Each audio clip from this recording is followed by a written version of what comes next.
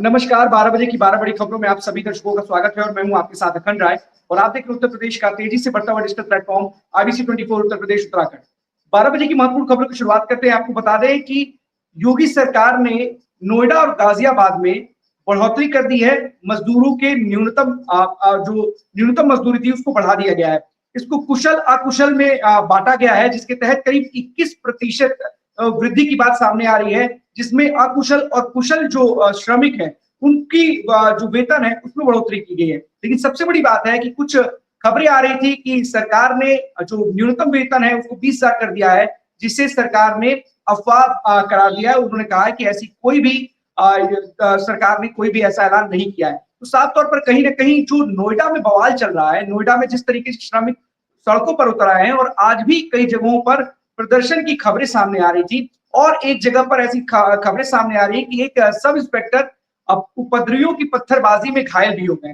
सबसे बड़ी बात है कि लगातार इस तरीके को जो बवाल है जो नोएडा में हो रहा है, अपनी मांगों को लेकर के, सैलरी वृद्धि को लेकर के, कहीं ना कहीं हिंसक हो गया कल। और इस हिंसक प्रदर्शन में कई गाड़ियों में न सिर्फ तोड़फोड़ की गई बल्कि उनको आग के हवाले कर दिया गया।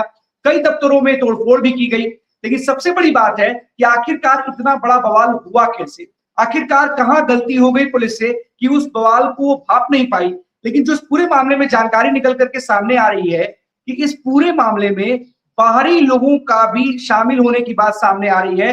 जो नोएडा की कमिश्नर है उनका कहना है कि कुछ शरारती तत्वों, उपद्रवियों ने, जो बाहर से ग्रुप आए थे, उन्होंने इस हिंसा को भड़काने का काम किया है, ऐसी जो जानकारी निकल करके सामने आई है। और आपको बता दें पुलिस ने करीब 300 लोगों को गिरफ्तार किया है इस पूरे मामले में। साथ ही साथ सूबे के जो डीजीपी हैं उन्होंने साफ तौर पर कहा है कि जिन लोगों ने भी हिंसा की है या इस तरीके से पथराव किया है या फिर तोड़फोड़ की है, उन लोगों को बख्शा नहीं जाएगा और ऐसे उपद्रवियों से जो नुकसान हुआ है उसकी भरपाई भी उन्हीं लोगों से की जाएगी। सबसे बड़ी बात है कि इस पूरे मामले में एक और दिलचस्प बात निकल करके सामने आ रही है कि 24 घंटे के अंदर ही कुछ एक्स अकाउंट बने थे, व्हाट्सएप ग्रुप बने थे, जिसमें लोगों को जोड़ा गया था और उनको भड़काने का काम उस व्हाट्सएप ग्रुप के माध्यम से किया जा रहा था, जिसको लेकर के भी पुलिस पूरी तरीके से सतर्क है।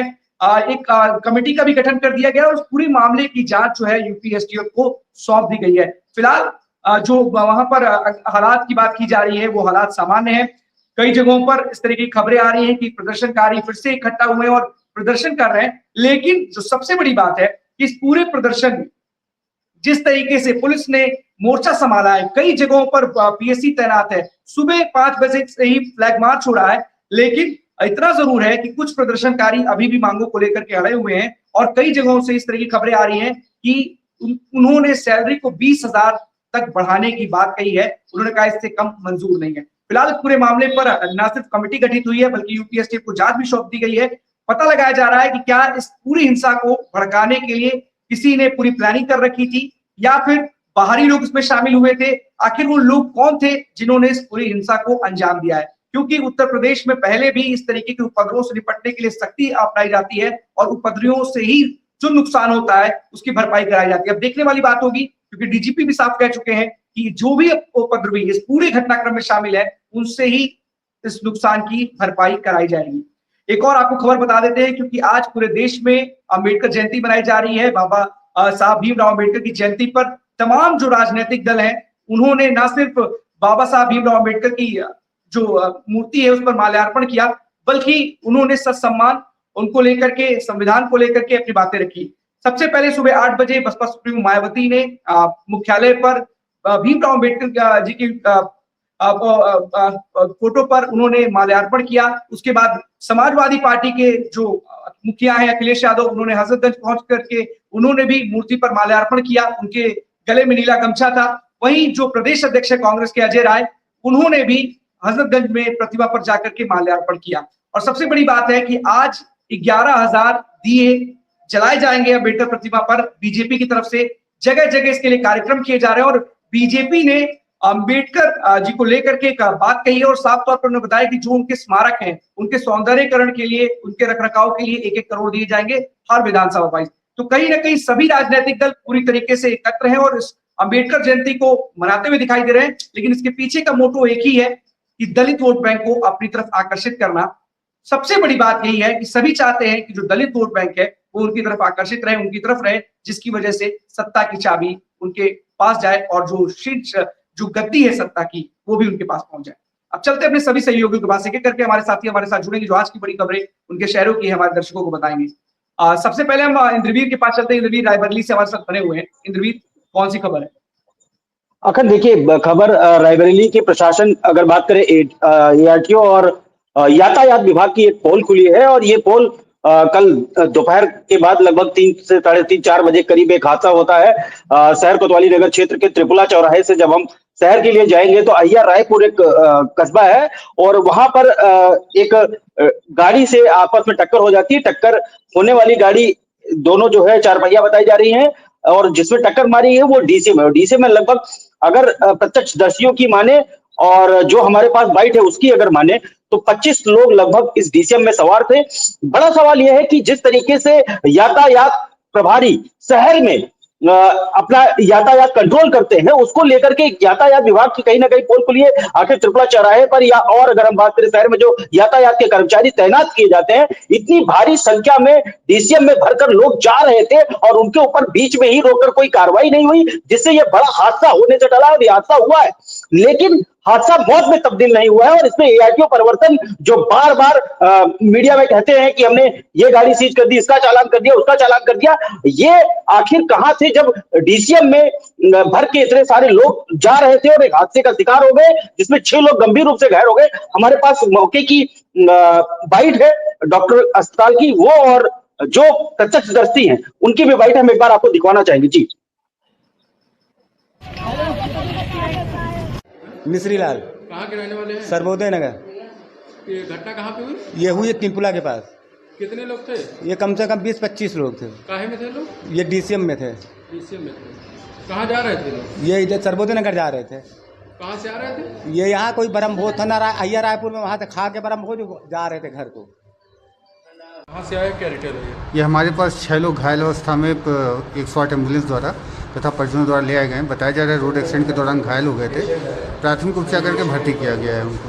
कितने लोग घायल हैं? 6 लोग घायल हैं। हालत कैसी है? हालत अभी स्थिर है।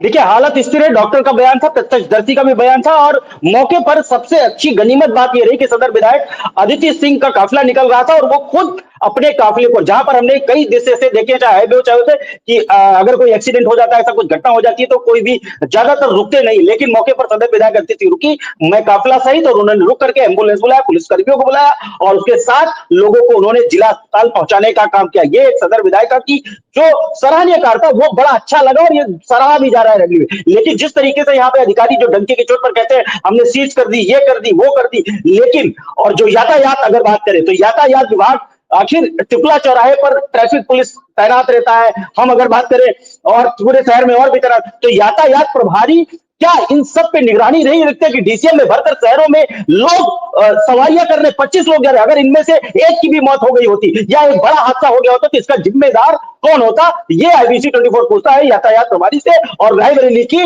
पुलिस से भी, आखिर यातायात प्रभारी को क्यों तैनात कर रखा है जो अपने जिम्मेदारियों का सही से निर्वहन नहीं कर रहे हैं। जी बिल्कुल, सबसे बड़ी बात है इंद्रवीर कि आखिरकार इस तरीके की तस्वीरें जब राजधानी लखनऊ से सटे हुए रायबरेली से आ रही हों, जहां पर एक गाड़ी में इतनी बड़ी तादाद में लोग जा रहे हों और दूसरी तरफ अगर बात की जाए तो ना सिर्फ ये डीसीएम की बात की जाती है, ट्रैक्टरों पर भी इस तरीके के दृश्य साफ तौर पर देखे जा सकते हैं। किस तरीके से ट्रैक्टरों पर भी लोग भर करके जाते हैं।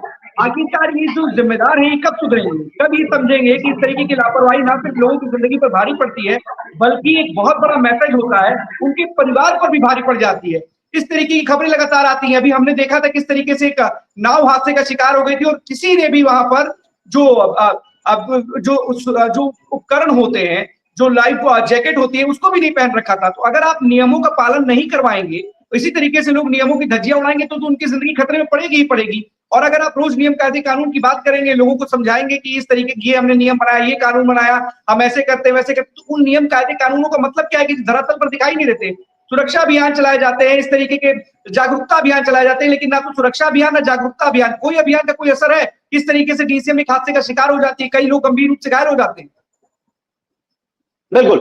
देखिए, इसमें जो है अभी किसी अधिकारी का अगर बात करें तो कोई बयान नहीं है, लेकिन जिला अस्पताल के डॉक्टर का बयान है कि सब सही सलामत है, सब सकुशल है और एक जिम्मेदार विधायक, एक जिम्मेदार नागरिक या एक यूँ कहें जिम्मेदार नेतृत्व का निर्वहन करने वाली सदर विधायक अतिश सिंह भी रुकी और उन्होंने घायलों को तुरंत मौके पर जो भी उनसे मुहैया हो पाया अस्पताल पहुंचाया, एम्बुलेंस से बात करी और सारी चीजें कराई, उन्होंने पहुंचाया और ये उनका कार्य सराहा भी जा रहा है। लेकिन वहीं पर जो जिम्मेदार एआरटीओ परिवर्तन, अगर मैं बात करूं उमेश कटियार, अगर मैं बात करूं यातायात प्रभारी या और तमाम सारे जो कर्मचारी हैं विभाग के, वो सब आखिर इस तरीके के एक सरेआम ऐसी अनहोनी पर अगर अपनी आंखें बंद करेंगे, जो अनहोनी होनी है सॉरी, तो उन पर अगर अपनी ऐसे दृश्य पर अगर अपनी आंखें बंद करेंगे तो अखंड कहीं ना कहीं एक दिन और एक बड़ा हादसा और होने को देखने को मिल सकता है जिले में। तो इस ऐसे तस्वीरों को और ऐसी कई तमाम सारी तस्वीर हमने सोशल मीडिया पर भी देखी गई है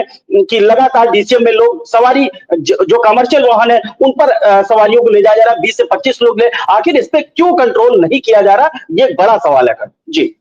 अब बिल्कुल आखिरकार यही तो सबसे बड़ा सवाल है कि इस तरीके के नियम कायदे कानून बनाए जाते हैं, अभियान चलाए जाते हैं, लेकिन सब लोग जब धरातल पर ग्राउंड पर होते हैं तो आंखों पर पट्टी बांध लेते हैं, आंखों पर चश्मा या यूं कहे कि आंखें बंद करके वहीं पे कहीं लगता है चौराहे पर जो पुलिसकर्मी वो भी सो जाते हैं।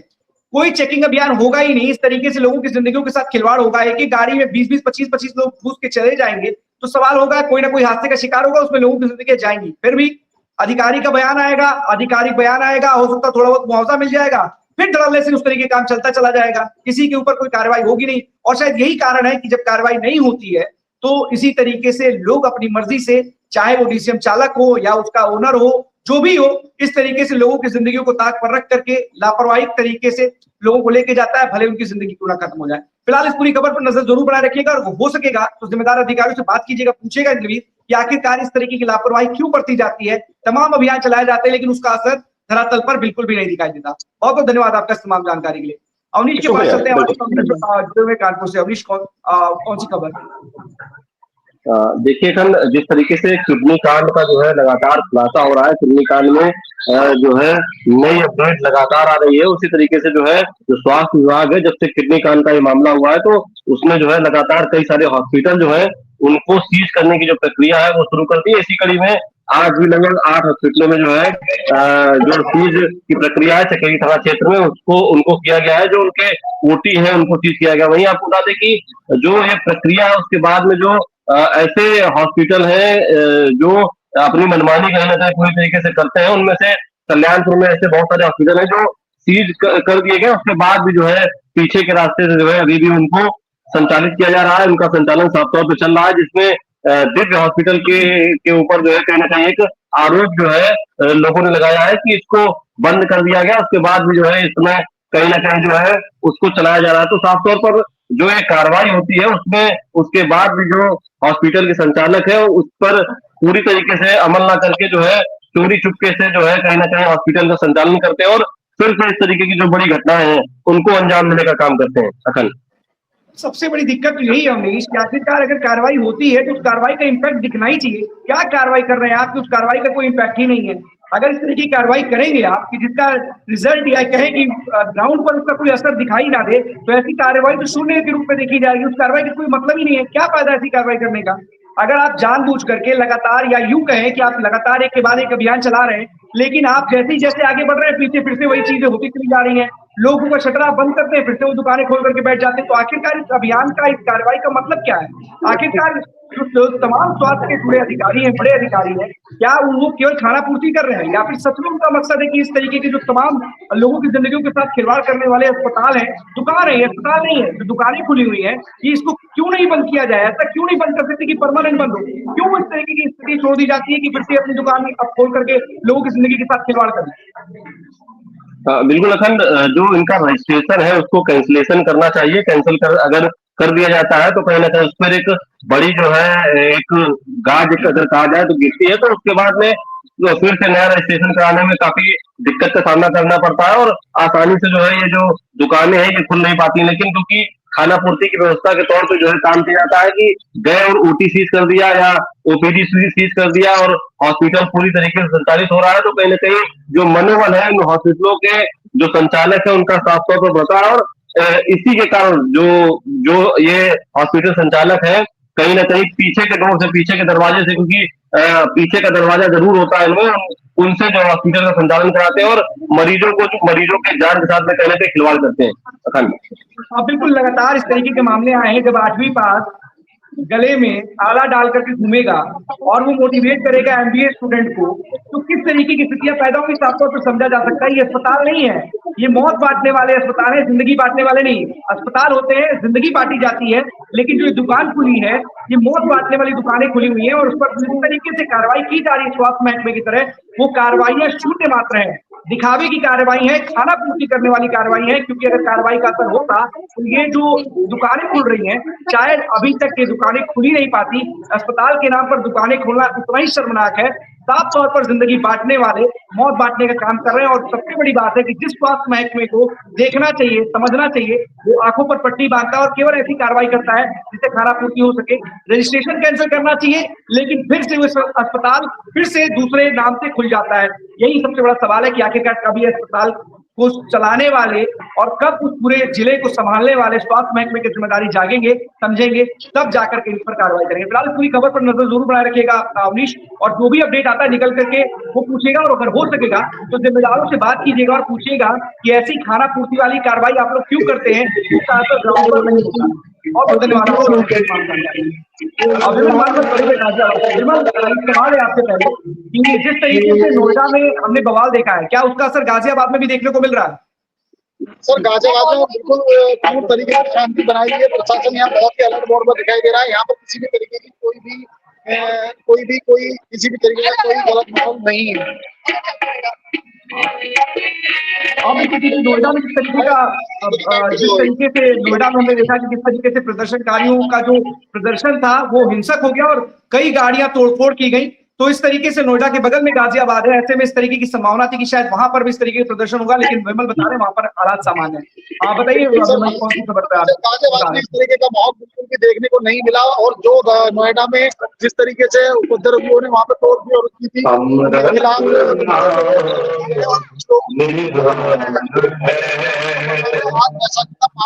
पूरे उत्तर प्रदेश में बनाया गया है। इस वक्त आपको अपने कैमरामैन के माध्यम से दिखाना चाहेंगे तो सुंदर कार्यक्रम यहाँ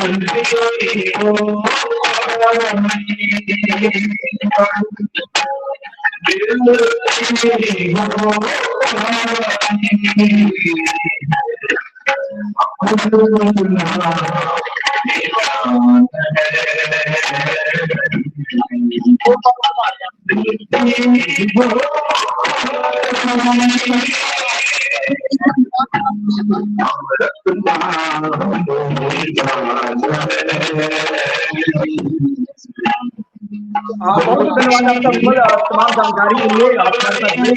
आप चलते ज्ञानेंद्र के पास। ज्ञानेंद्र, क्यों कौन सी खबर है प्रतापगढ़ से आज की?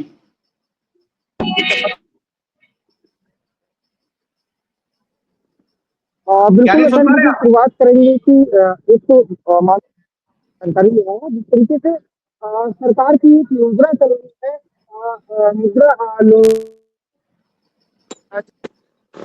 ज्ञानेंद्र, आपकी आवाज क्लियर नहीं आ रही है, आपके फिर से कनेक्ट हो गई, क्लैरिटी नहीं है। तब तक हम आकाश के पास चलते हैं, वॉइस देख लीजिए एक बार। आकाश, कौन सी बड़ी खबर है पीलीभीत से आज की?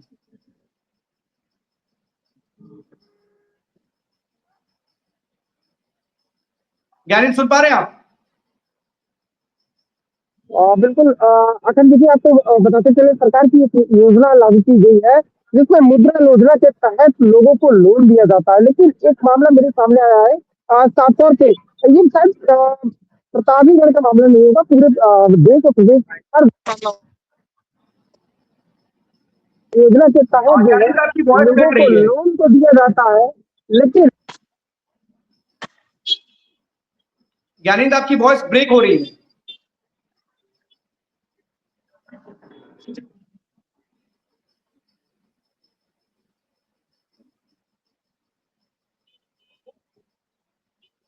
यार बताइए। यार काम करते रहे तो तभी फोन करेंगे मदद से।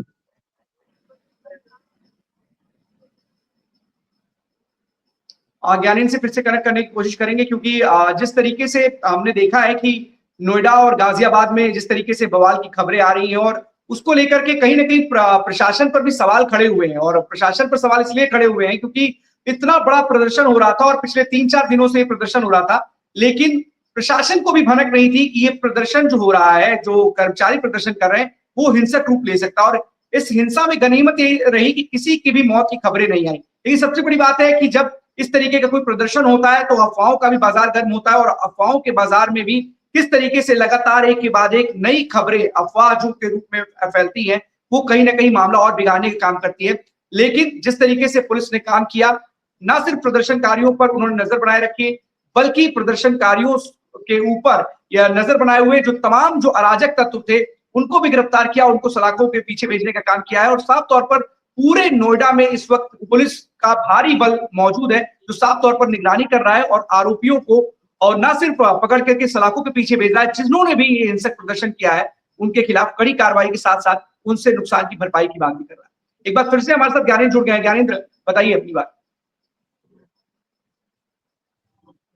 हाँ बिल्कुल, देखिए मुद्रा योजना के तहत लोगों को लोन दिया जाता है। ये योजना ऐसी होती है कि गरीब तबके के लोग कोई अगर बिजनेस स्टार्ट करना चाहे तो सरकार की ओर से इनको मदद किया जाता है। लेकिन सबसे बड़ी बात होती है कि बैंकों में, सरकारी बैंकों में जिस तरीके से खेल किए जा रहे हैं, उस तरीके से एक बड़ा सवाल इंसान खड़े थे। ये प्रतापगढ़ शायद एक छोटा सा शहर होगा, लेकिन ऐसे कई शहर होंगे, ऐसे कई जिले होंगे, ऐसे कई तहसील होंगे जहाँ पे बैंकों द्वारा बड़ा खेल किया जाता है। पहली बात तो आपको ये बताते चले कि लोन एक आदमी के नाम से तो किया जाता है, वो लोन के लिए अप्लाई करने जाता है, बैंक में जानकारी लेता है, उसके सारे डॉक्यूमेंट्स उससे लिए जाते हैं, लेकिन फिर उसके बाद एक फेल कर दिया जाता है। कभी उसने तो सारे डॉक्यूमेंट्स अपने सबमिट कर दिए, लेकिन उसको ये नहीं पता होता है कि उसके नाम पे जो है लोन हो चुका है। मुझे वैसे ही किस्सा याद आ रहा है कि मैं आपको बताते चलूं कि मुद्रा योजना के तहत ही एक व्यक्ति को लोन किया गया और उसको ये नहीं पता,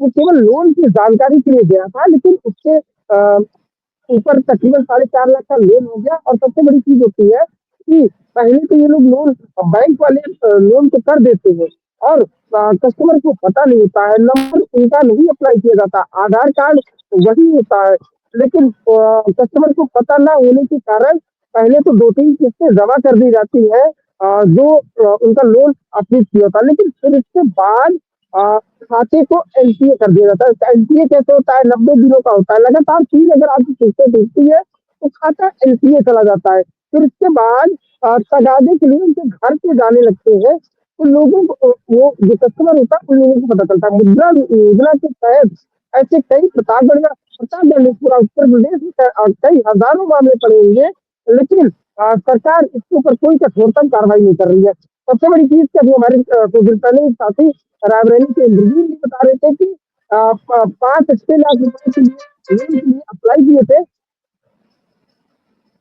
तब नहीं पता था कि कस्टमर को हो चुका है और उसके खाते में पैसे कब आए कब ये पता नहीं चलता है। और दूसरी चीज, बैंक के जो एम्प्लॉय होते हैं सबसे बड़े, अगर घेरे नहीं आते हैं और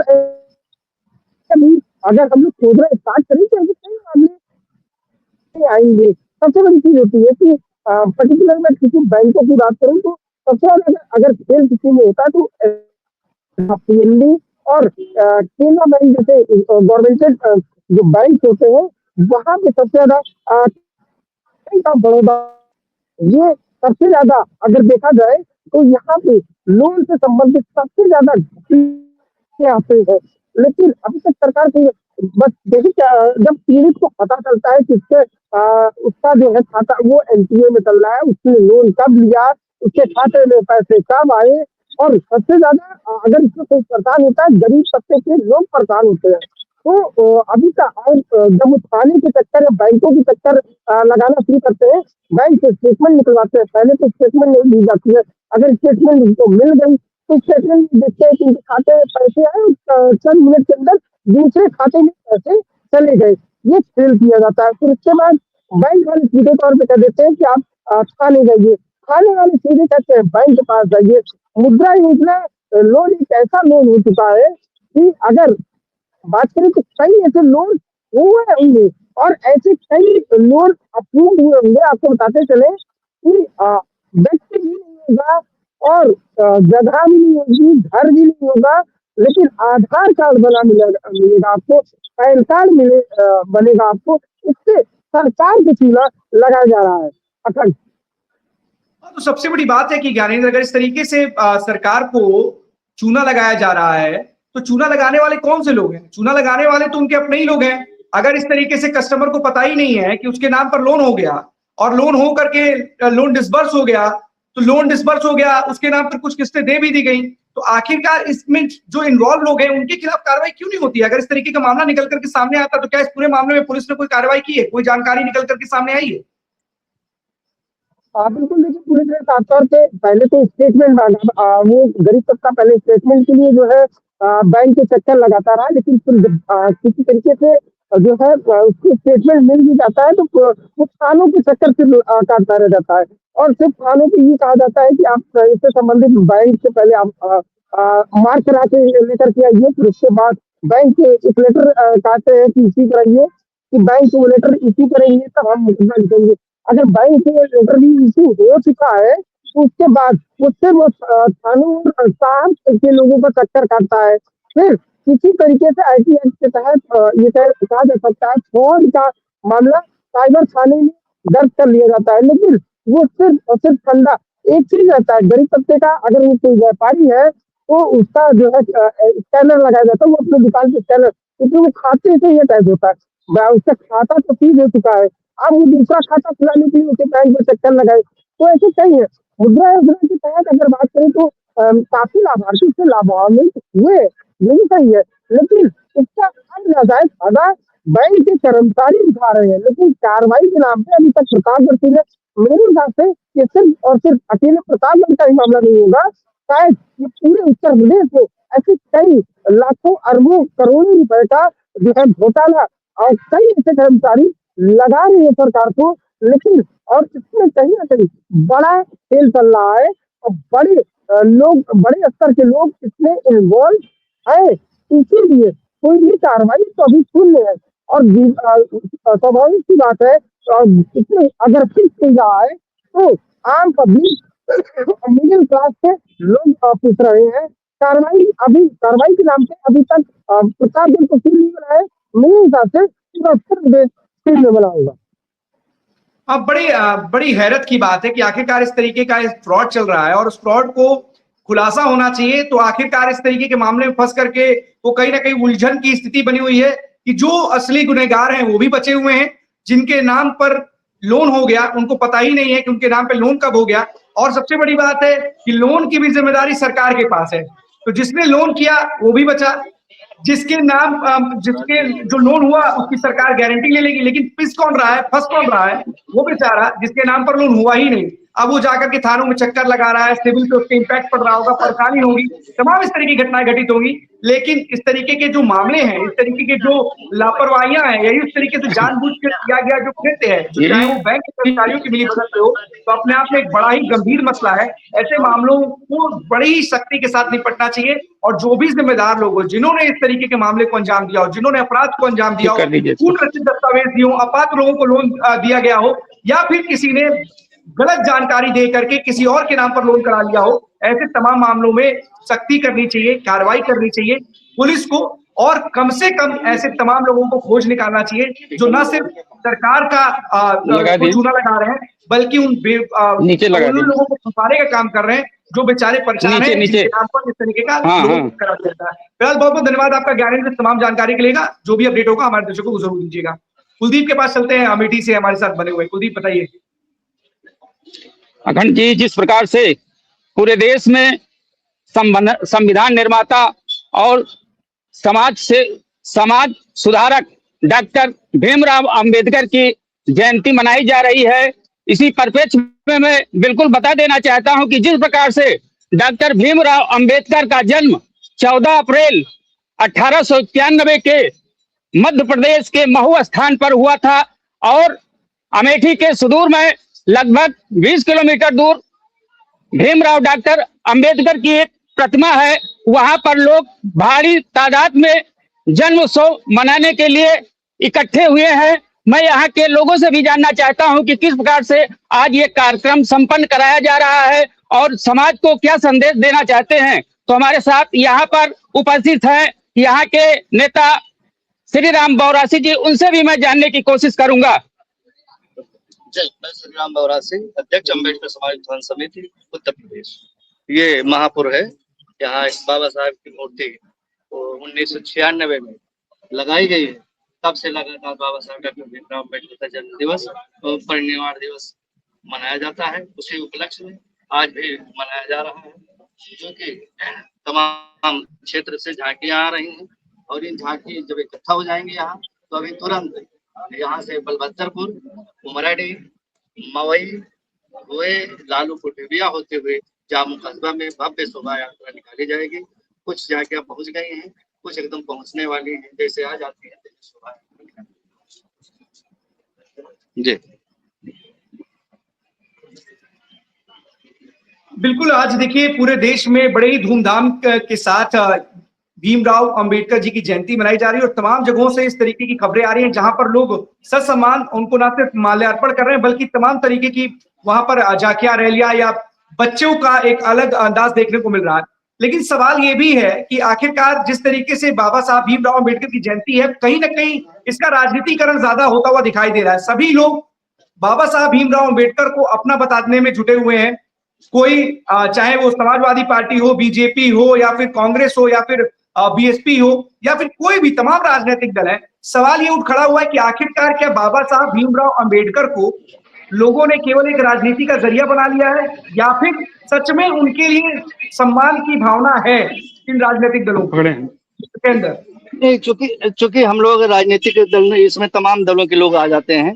ये राजनीतिक संगठन नहीं है, ये सामाजिक संगठन है और लगभग 31 साल पुराना है। मैंने आपकी बात सुनी सर, मैं इसीलिए आपसे एक सवाल पूछ रहा हूँ कि आखिरकार क्या जिस तरीके से बाबा साहब भीमराव अंबेडकर थे, उन्होंने दलित समाज के लिए अलग से काम किया था, लेकिन उन्होंने जो संविधान निर्माता, संविधान की बात की थी, सबको एक साथ एकजुट होने लेकर के चलने की बात कही थी।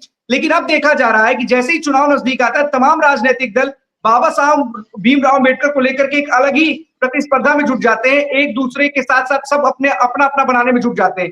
क्या ऐसा नहीं लगता कि ये लोग केवल और केवल राजनीति करते हैं, उनका कोई सरोकार नहीं है बाबा साहब भीमराव अंबेडकर के विचारों से?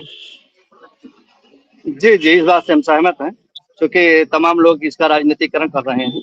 वो अपना राजनीतिक फायदा के लिए कुछ करते हैं, लेकिन यहाँ जो कार्यक्रम होता है ये एक सामाजिक कार्यक्रम है, ये इससे राजनीति से कोई लेना देना नहीं है। तमाम लोग, सब पार्टियां लगी हैं, मैं भी देख रहा हूँ, उसको राजनीतिकरण कर रहे हैं। और जो समय चल रहा है ये बिना बाबा साहब के नाम लिए, बिना बाबा साहब की बात किए आगे बढ़ नहीं सकते। इनको ये मालूम हो गया है, इसीलिए सारी पार्टियां जो है बाबा साहब डॉक्टर अम्बेडकर की जयंती मना रहे हैं, वो राजनीतिकरण कर रहे हैं। लेकिन यहाँ ऐसी कोई बात नहीं, तो क्यों केवल नाम लेने भर से क्या राजनीति करने से, अगर किसी एक बड़े ही गंभीर मुद्दे पर, मसले पर, जहां पर एक पूरी विचारधारा किसी पूरे समाज के साथ जुड़ी हुई हो, क्या उसमें राजनीति करना जरूरी है इन तमाम राजनीतिक दलों के द्वारा? क्योंकि देखिए ये आपका समाज से जुड़ा हुआ नहीं करना चाहिए। जो लोग करते हैं वो अपना राजनीतिक फायदा के लिए कर रहे हैं और करना नहीं चाहिए। बिल्कुल, देखिए तमाम सामाजिक संगठन है वो खुल करके सामने आते हैं और इनका भी मानना है कि जो राजनीतिक दल इस पूरे मामले पर भी राजनीति पर उतारू है, वो कहीं ना कहीं इससे उनको बचना चाहिए और ऐसे गंभीर मामलों पर भी राजनीति नहीं करनी चाहिए। लेकिन फिलहाल आज का माहौल ऐसा हो चुका है कि जैसा इन्होंने भी बताया कि बिना बाबा साहब का नाम लिए अब राजनीति नहीं चलने वाली, उनकी राजनीतिक जो रोटियां हैं वो नहीं सीखने वाली। शायद यही कारण है कि वो लोग बाबा साहब भीमराव अंबेडकर का नाम लिए बगैर आगे नहीं बढ़ना चाहते। लेकिन सवाल यही खड़ा है कि आखिरकार क्यों ये राजनीतिक दल जब चुनाव आता है तभी बाबा साहब की बात करते हैं, उनके विचारों की बात करते हैं, लेकिन जब सत्ता में आते हैं तो ना तो उनको उनके विचारों से मतलब रह जाता है और ना ही उनकी बातों से। तो फिलहाल तमाम ऐसी चीजें हैं, आज 14 तारीख है और तमाम जगहों पर इस तरीके की चीजें देखने को मिल रही हैं और तमाम सामाजिक संगठन बढ़ चढ़कर हिस्सा ले रहे हैं। ये कहीं ना कहीं बताता है जो सम्मान है जो उनके दिल में है बाबा साहब के, वो दर्शाता है। लेकिन इसमें भी कई ऐसे लोग हैं जो अपनी राजनीतिक जो रोटियां हैं उसे सेकते हुए दिखाई दे रहे हैं। और तमाम राजनीतिक दल है, चाहे वो समाजवादी पार्टी हो, बसपा हो, कांग्रेस हो, बीजेपी हो, सभी राजनीतिक दल लगता है उनके लिए बाबा साहब भीमराव अंबेडकर एक विचारधारा नहीं बल्कि एक चुनावी मुद्दा बन करके रह गए। फिलहाल कुलदीप, बहुत बहुत धन्यवाद आपका हमारे साथ जुड़ने के लिए, और सर आपका भी हमारे साथ जुड़ने के लिए बहुत बहुत धन्यवाद, क्योंकि आज एक बड़ा ही दिन है और इस बड़े दिन में इस तरीके के तमाम जो आयोजन है वो देखने को मिल रहा है। बहुत बहुत धन्यवाद कुलदीप इस तमाम जानकारी के लिए आपका। आकाश हमारे साथ बने हुए पीलीभीत से। आकाश बताइए कौन सी बड़ी खबर?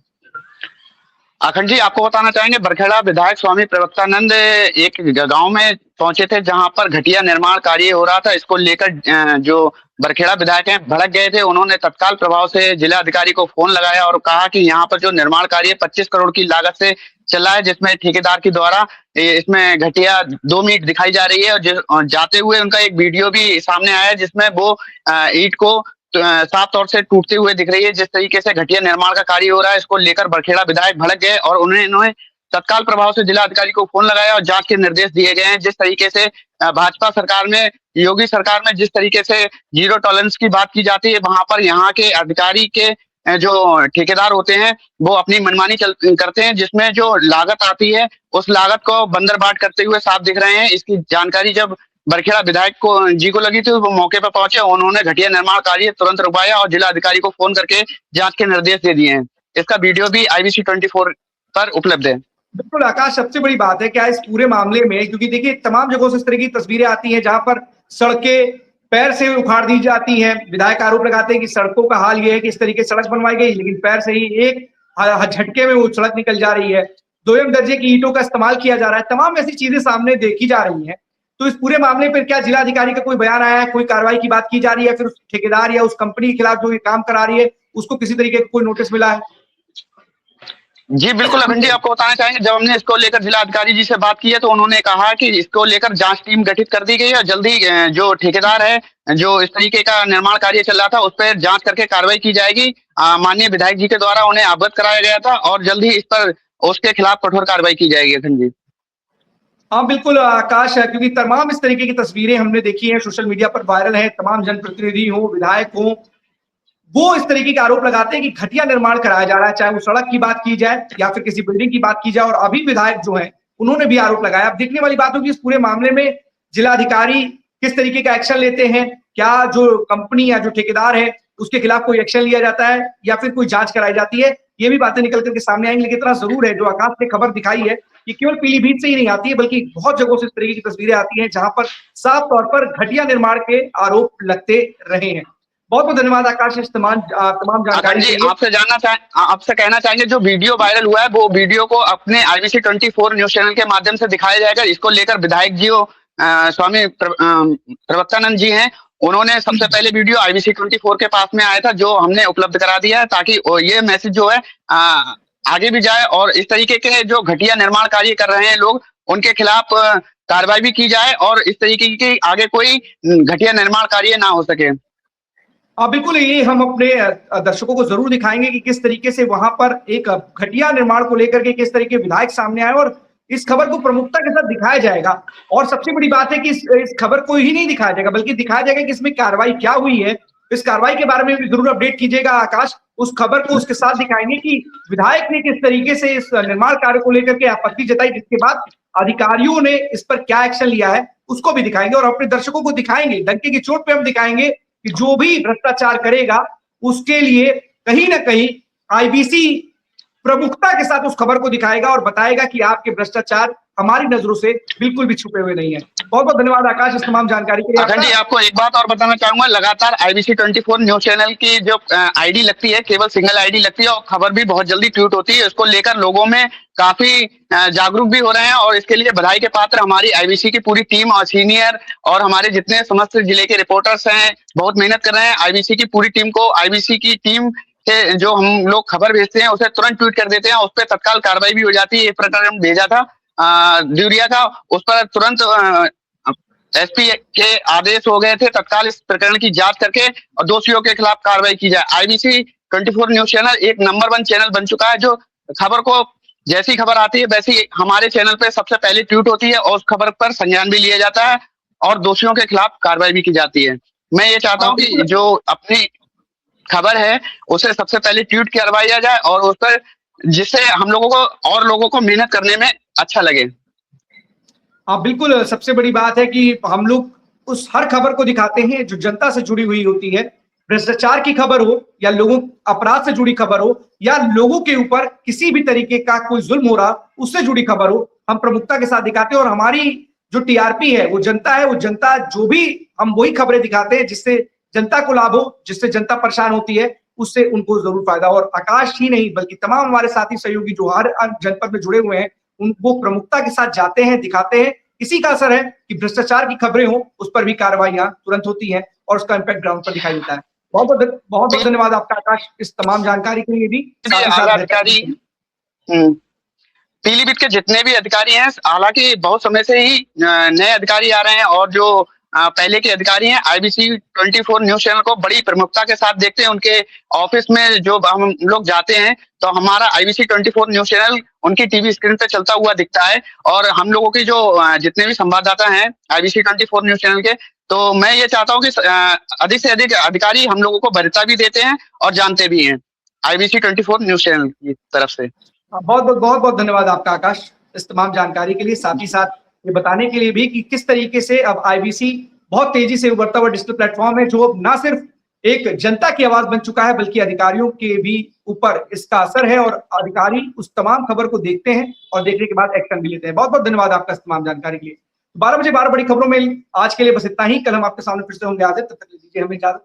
धन्यवाद।